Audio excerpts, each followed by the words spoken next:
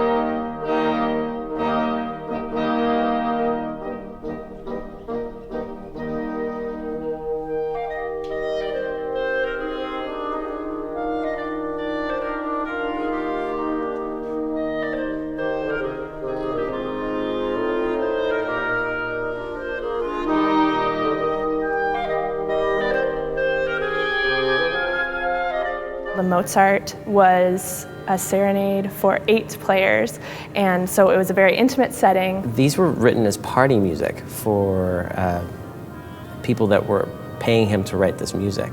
And that's scored for 2 oboes, 2 clarinets, 2 bassoons, and 2 horns.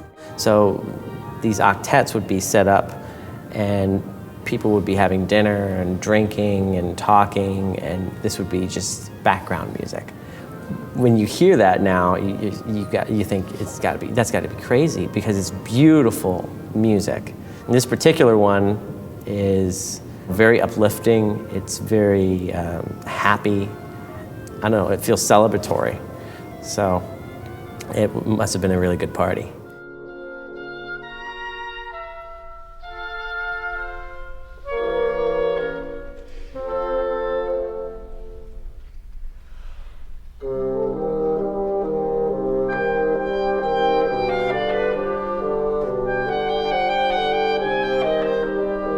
I knew from the beginning that I wanted them to perform that without me conducting, because it's a chamber piece, and I wanted them to have the opportunity to experience having to lead and having to communicate, cues with each other and so on. It's very difficult playing without a conductor, because we really have to direct ourselves then.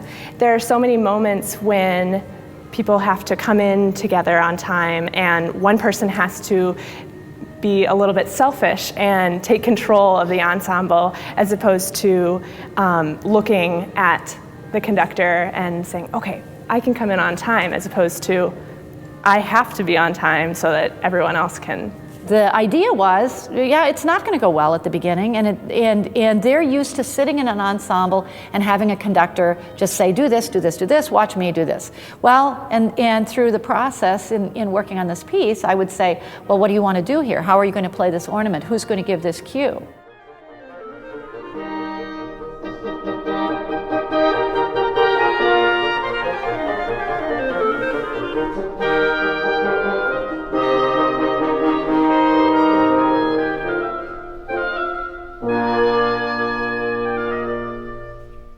Every single person is critical in this work. It was a great opportunity for all 8 of us to really get to know each other as musicians and as people, because we were collaborating on the highest level possible.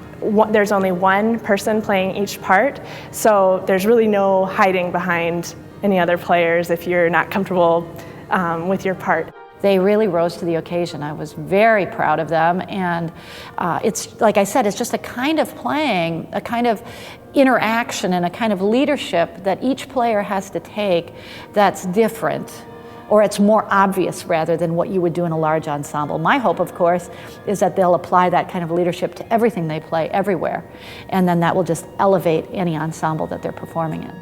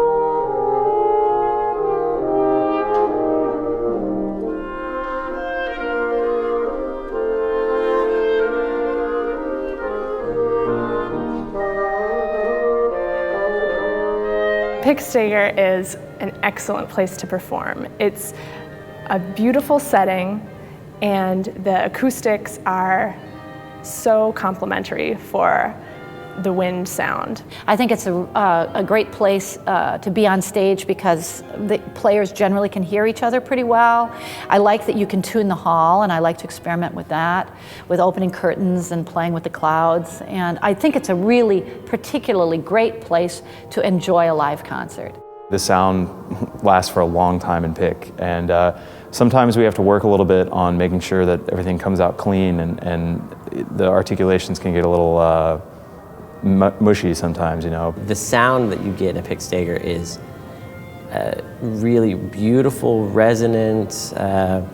You can hear everything that's happening on stage in the hall. So that's really gratifying as a performer because you know that everything that you do is going to be heard by everyone in the audience. We're forced to really, truly listen in the moment because the acoustics of Pick are so live and so resonant. It's hard to not get caught up with the beauty that's going on in Pick Stager as opposed to the music that has to go on. You know, Pick Stager probably holds about 1,000 people. So it's still got a sense of intimacy to it as well. I think it's really possible for us to have a really great visceral connection with the audience.